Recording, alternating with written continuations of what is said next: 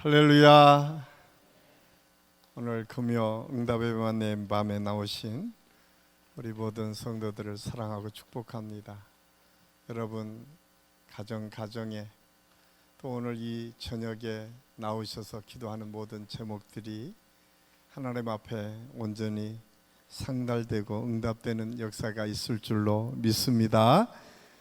우리가 지금 여호수아서를 계속 읽어가고 있는데 특별히 오늘은 이스라엘 백성들이 가나안을 정복하고 이제 유다 지파와 요셉 지파 하나님께서 땅 분배를 마치게 하시고 오늘 18장에서는 그럼에도 불구하고 여전히 7지파가 아직까지도 분배받지 못한 땅이 있어서 그 땅을 어떻게 분배받는지에 대해서 오늘 함께 은혜를 나누려고 합니다.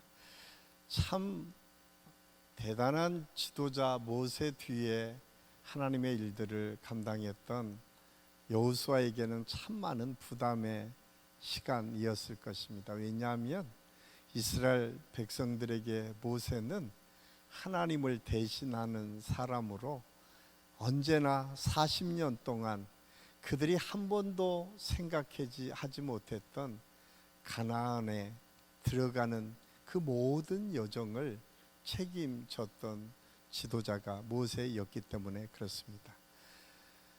출애굽기 1장에 보면 430년 동안 함께 요셉을 통해서 얻은 고센 지역에서 너무 행복하게 살았던 이스라엘 백성들, 이제 처음에는 야곱의 그 가문만 내려갔었는데 어느덧 430년이 지난 어느 날 이곳에 200만 명 정도, 학자들마다 좀 다르긴 하지만 어떻든 100만 명이 넘는 많은 이스라엘 사람들이 그 지역에 살게 되었습니다. 그런데 이스라엘 사람들의 특징 중에 하나는 너무나 자식을 잘 낳는 거예요.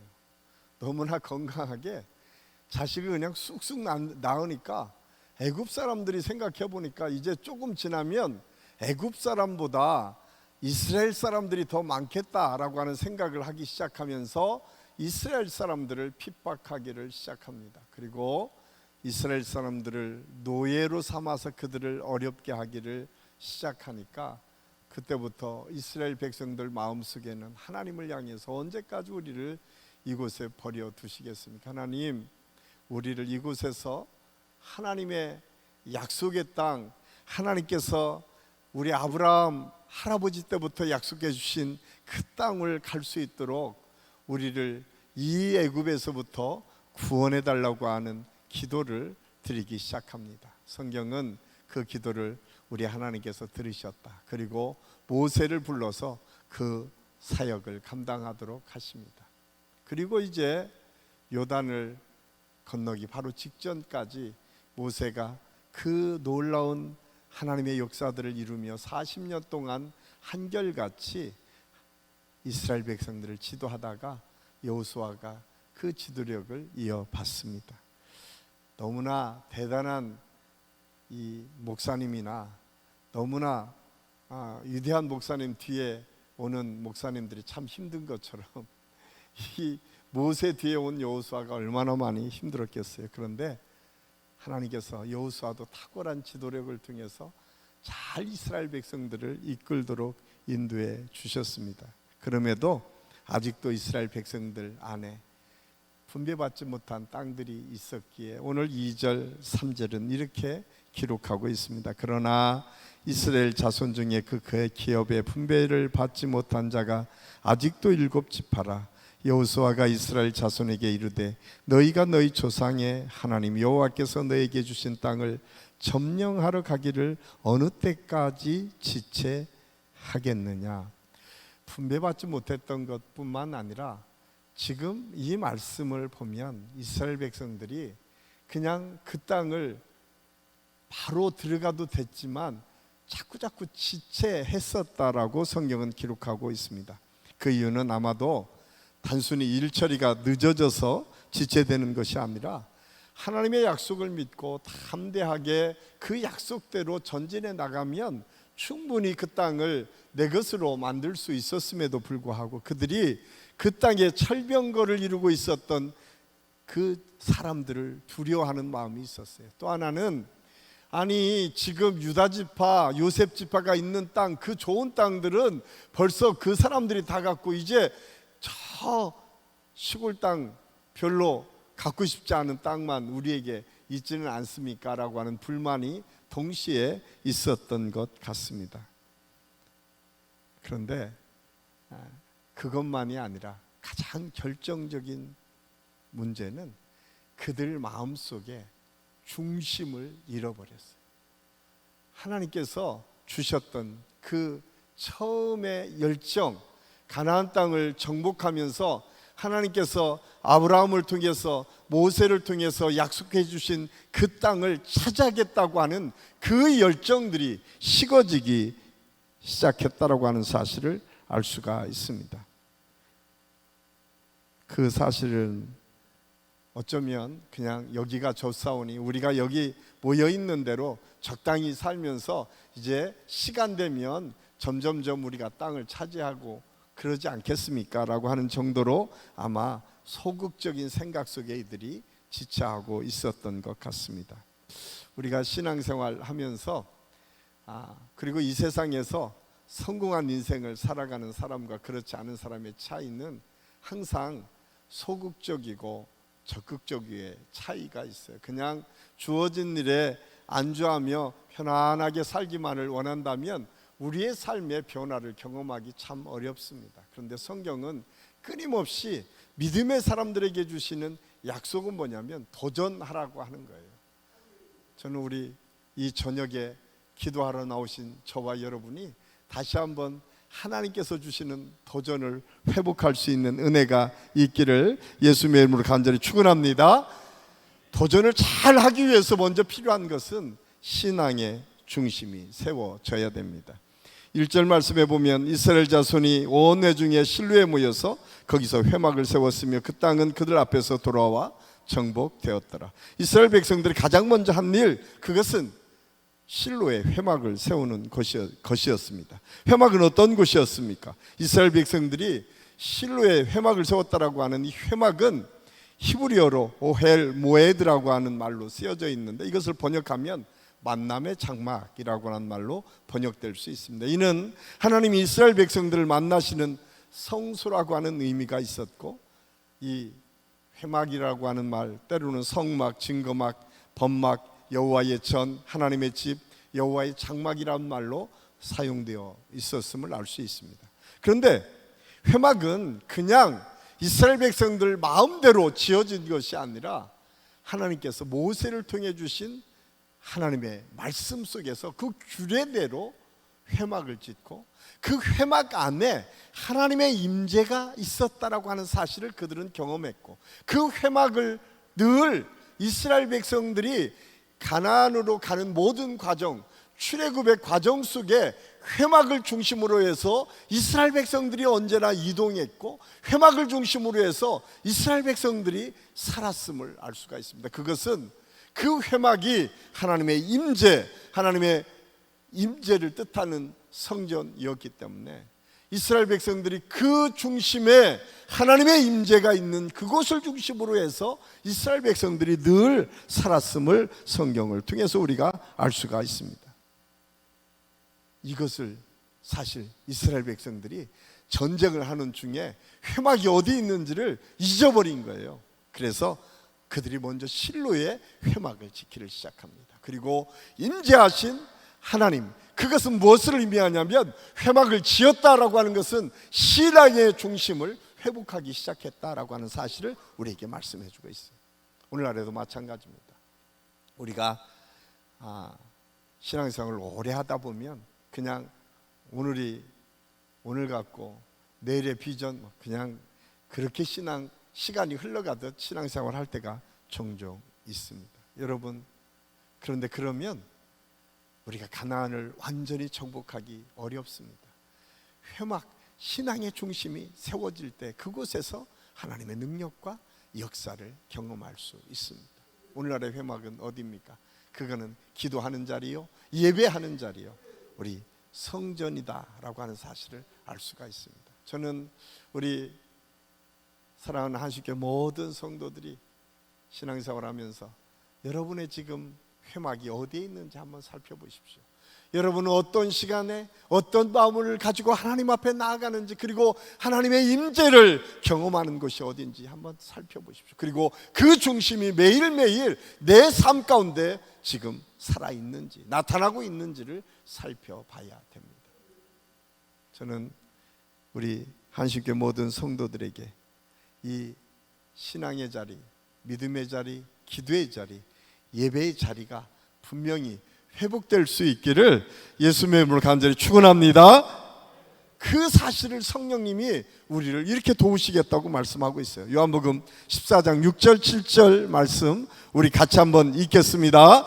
내가 아버지께 구하겠으니 그가 또 다른 보혜사를 너희에게 주사 영원토록 너희와 함께 있게 하리니 그는 진리의 영이라. 세상은 능히 그를 받지 못하나니 이는 그를 보지도 못하고 알지도 못함이라. 그러나 너희는 그를 아나니 그는 너희와 함께 거하시며 또 너희 속에 계시겠습니다. 아멘. 우리 안에 성령님께서 함께하여 주셔서 그 회막, 하나님의 임재의 자리가 어디든 믿음으로 예수 그리스도의 이름으로 고백하는 그 자리가 여러분의 신앙의 중심의 자리가 될 줄로 믿습니다. 저는 매주 여러분들이 이 금요 응답의 밤이 정말 하나님과 깊은 만남을 갖는 그 회막, 하나님의 임재가 있는 축복의 시간이 될 수 있기를 예수님의 이름으로 간절히 축원합니다. 또한 이스라엘 백성들이 가나안을 가지 못했던, 지체하겠던 이유 중에 하나는 영적인 비전을 잃어버렸기 때문에 그렇습니다. 3절을 보면 7지파가 가나안 정복을 지체하는 것을 통해서 땅의 분배에 대해서 소극적인 모습을 보게 되는데, 왜 7지파가 이렇게 땅을 차지하는데 소극적이었을까요? 아마 그들에게는 하나님께서 구체적으로 그들에게 주셨던 비전을 상실했기 때문에 그렇습니다. 비전을 갖는 것은 너무나 중요합니다. 그래서 사도행전 2장 17절에 유엘 선지자의 말씀을 빌어서 초대교회 성도들에게 주시는 하나님의 비전이 이렇게 소개되어 있습니다. 2장 17절 같이 읽겠습니다. 하나님이 말씀하시기를 말세에 내가 내 영을 모든 육체에 부어주리니 너희의 자녀들은 예언할 것이요 너희의 젊은이들은 환상을 보고 너희의 늙은이들은 꿈을 꾸리라. 요엘 선지자의 말씀을 빌어서 초대교회 성도들이 성령 충만하고 첫 번째 나타난 현상이 비전을 갖기 시작했다, 꿈을 꾸기 시작했다는, 그래서 하나님께 주신 능력을 체험하기 시작했다라고 성경은 말씀하고 있습니다. 이스라엘 백성들에게도 이 꿈이 회복될 수 있을 때에 가나안을 다시 점령할 수 있는 힘을 얻을 수가 있습니다. 이렇게 성령을 통한 비전은 세상이 주는 비전과 다릅니다.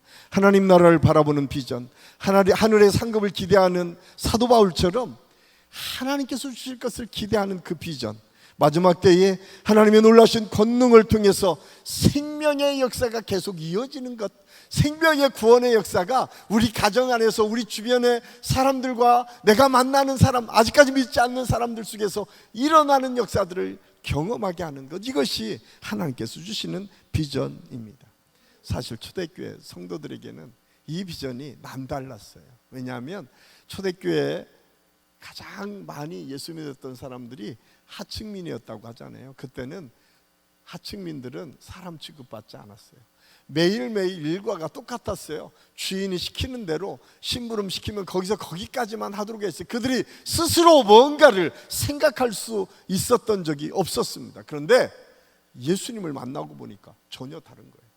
내 존재가 전혀 다른 존재로 바뀌는 거예요. 나는 그냥 운명에 던져져서 노예처럼 주인이 시키는 일만 하는 거로 내 인생이 끝나는 거로 생각했는데 그렇지 않다는 것을 그들이 깨닫기 시작한 거예요. 오늘날 많은 사람들이 이 세상에 굉장히 빠른 시대적 흐름 속에 그냥 휩쓸려서 살고 있습니다. 무엇을 먹을까, 무엇을 입을까, 무엇을 마실까만을 늘 생각하면서 좀 더 내가 이 세상에서 편한 삶만이 모든 것을 이루어 줄 것처럼 거기에 모든 것을 빼앗기며 삽니다. 그런데 성경은 그것이 비전이 아니라 하나님께서 우리 한 사람 한 사람을 이 땅에 존재하게 한 비전이 있고, 오늘 우리 믿음의 사람들이 오늘날 한신교회에서 저와 여러분이 만나서 함께 신앙생활 하도록 했던 하나님께서 주신 비전이 있습니다. 그 비전이 예수 그리스도의 복음을 증거할 뿐만 아니라 이 땅에 그리스도의 영광을 나타내는 것에 우리의 비전이 있음을 우리는 알아야 돼요. 저는 그 꿈과 비전이 다시 우리 교회 안에, 여러분의 신앙 안에서 회복될 수 있기를 예수님의 이름으로 간절히 축원합니다. 7지파에게 이 비전이 회복되면 그들은 다시 땅을 정복할 수 있었습니다. 우리가 잘 아는 이야기 중에 하나가 월트 디즈니에 대한 이야기가 있습니다. 어느 날 자기 아이와 함께 놀이터를 갔는데, 놀이터에 가보니까 허접하게 애들이 노는 거예요. 그래서 우리 아이들이 더 좋은 환경에서 노는 놀이터를 만들고 싶다라고 하는 꿈을 꾸기 시작했습니다. 그런데 그가 꿈을 꾼 것만 아니라 구체적으로 그 꿈을 이루기 위해서 준비하기를 시작합니다. 과학적인 방법, 그 시대에 어떻게 하면 가장 아이들이 행복하게 놀 수 있을까를 생각하다가 그가 드디어 디즈니를 만들기 시작하는 거예요. 그래서 로스앤젤레스 교회에 처음으로 디즈니랜드를 만들게 됩니다. 그런데 그 디즈니랜드를 이렇게 보면서 이 월트 디즈니라고 하는 마음속에 저거보다 좀 더 크고 또 세계적으로 많은 사람들이 모여 사는 그런 디즈니랜드를 만들면 어떨까라고 하는 고민을 하기 시작합니다. 그래서 디즈니 월드라고 하는 이름으로 구상하기 시작했고, 그가 프로젝트를 실천에 옮기기 시작해서 올랜도라고 하는 지역에 이 디즈니 월드를 건설하기 시작합니다. 그런데 안타깝게도 월트 디즈니라고 하는 이 사람은 디즈니 월드가 완공되기 전에 죽게 됩니다. 그리고 디즈니 월드가 완공돼서 많은 사람들이 모여서 축사를 합니다. 축하를 하고 공연을 하고, 축하하는 자리에서 축사하는 한 사람이 그 이야기를 해요. 참 안타깝게도 월트 디즈니가 이렇게 아름다운 디즈니 월드를 보지 못하고 죽었다는 게 너무 안타깝습니다.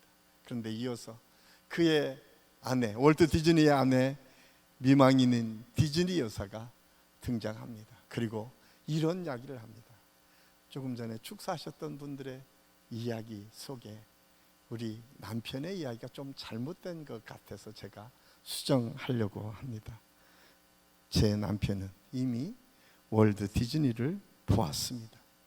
우리 남편의 마음속에는 월트 디즈니가 늘 있었습니다. 항상 그 마음속에는 아주 구체적으로 월트 디즈니가 있었습니다 라고 그는 이야기했다는 이야기입니다. 여러분, 믿음이라고 하는 것은 먼저 보는 거예요. 여러분, 우리가 비전이라고 하는 것은 먼저 보는 거예요. 그냥 꿈이 이루어질 것이다 기대하는 망상이 아닙니다. 환상이 아닙니다. 그래서 히브리서 11장 1절에서는 믿음은 바라는 것들의 실상이요 보지 못하는 것들의 증거다라고 말씀하고 있잖아요. 왜냐하면 아직 나타나 있지 않지만 이미 있는 것을 보고 믿음으로 그것을 쟁취해 나가는 것, 이것이 믿음이다라고 성경은 말씀해 주고 있습니다. 사랑하는 한식교회 성도 여러분, 혹시 여러분이 지금 비전을 놓치고 있지 않습니까? 처음 예수 믿을 때 가졌던 그 열정과 그 하나님을 사랑하는 그 마음이 회복되지 않고 있습니까? 다시 한번 오늘 이 저녁에 먼저 보는 비전, 하나님께서 저와 여러분을 부르시면서 주셨던 그 비전이 보여지는 역사가 있기를 간절히 소원합니다. 꿈꾸십시오. 하나님께서는 반드시 그 꿈을 현실로 만들어 주십니다. 디즈니랜드를 만들었던 월트 디즈니라고 하는 분이 늘 그 꿈을 마음에 품고 살았던 것처럼 우리 믿음의 사람들이 하나님께서 주신 꿈을 품고 살 때 반드시 그 꿈은 이루어지게 되어 있습니다. 그 은혜가 저와 여러분에게 있기를 간절히 소원합니다. 마지막으로 신앙의 중심이 세워져야 되는데 그 신앙의 중심은 성실함을 통해서 나타납니다. 오늘 8절 9절 말씀해 보면 7지파가 분배받은 땅을 그려올 사람들을 3명씩 뽑아서 21명을 파송을 하게 됩니다. 그리고 그들이 세세하게 그들을 그들의 땅을 그려와서 이제 11절부터 보면 하나하나 점령해 가기를 시작해요. 그런데 여러분, 이 일이 그렇게 쉬운 일은 아니었습니다. 물론 우리가 생각하는 것처럼 전쟁에서 승리하는 영웅이 될 것도 아니고, 또 어떻게 보면 다른 사람이 야 그림 그려왔다고 인정할 만한 일도 아니었어요. 그러다 보니까 여기에 뽑힌 사람들이 참 어려웠어요. 왜? 위험은 똑같았거든요. 가서 그림을 그려온다고 하는 것은 결코 쉬운 일이 아니었을 것입니다. 그런데 오늘 성경은 그들이 성실히 그려왔다라고 오늘 성경을 통해서 우리에게 말씀해 주고 있습니다. 미국의 조지아주의 한 시골 학교 교사 마르다 벨이라고 하는 사람이 있었습니다. 그런 학교 선생으로 늘 아이들에게 피아노가 없는 것이 안타까워 보였어요. 그래서 한 $1,000만 있으면 좋은 피아노가 생겨서 아이들이 마음껏 음악을 할 수 있을 것 같아서 그 당시에 가장 부자였던 헨리 포드에게 편지를 씁니다. 우리가 이렇게 아이들에게 $1,000만 있으면 피아노 좋은 것을 선물할 수 있을 것 같습니다.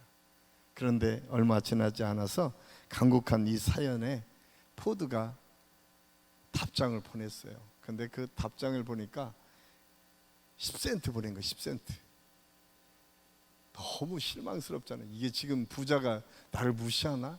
그런 생각할 수 있지 않겠어요? 그런데 이 베리 선생은 포기하지 않았어요. 그것으로 땅콩을 심습니다. 그리고 땅콩을 수확하기를 시작해요.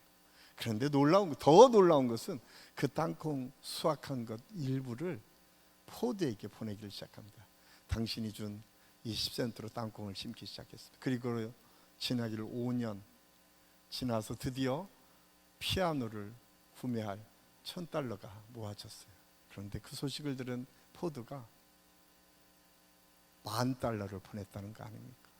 $1,000를 생각했는데 $10,000가 와서 그 지역의 아이들에게 엄청난 변화를 경험하도록 했다라고 하는 이야기입니다. 사실 벨이라고 하는 이 선생님의 이 작은 헌신, 우리가 보면 아니 그 부자가 $1,000 준 거 가지고 이렇게 한다는 것 자체가 참 우습다고 생각하고 포기할 만도 했는데 그 선생님은 포기하지 않았습니다. 그 성실함이 그의 삶을 바꾸기 시작했습니다. 그 주변의 사람들의 마음을 움직이기 시작했습니다. 그리고 결국은 헨리 포드의 마음을 움직여서 10배나 넘는 돈을 받게 되고 그 주변에 더 많은 아이들에게 좋은 혜택을 돌려줄 수 있었다라고 이야기를 합니다. 믿음은 그래서 생명의 씨입니다. 심고 인내하고 성실하게 가꿀 때 열매를 맺게 됩니다. 이것이 하나님께서 우리에게 보장해 준 약속의 말씀입니다.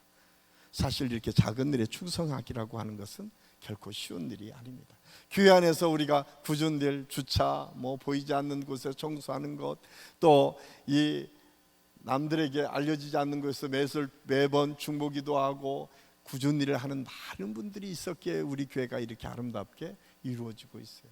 그런데 하나님께서는 그냥 그걸 지나치시지 않으셨어요. 하나님의 때가 되면 반드시 그 성실함을 통해서 하나님의 역사를 이루십니다. 그 대표적인 사람이 다윗 아닙니까? 여러분, 사무엘이 모든 사람들에게 공표해서 이새의 아들 중에 기름을 부으러 갑니다.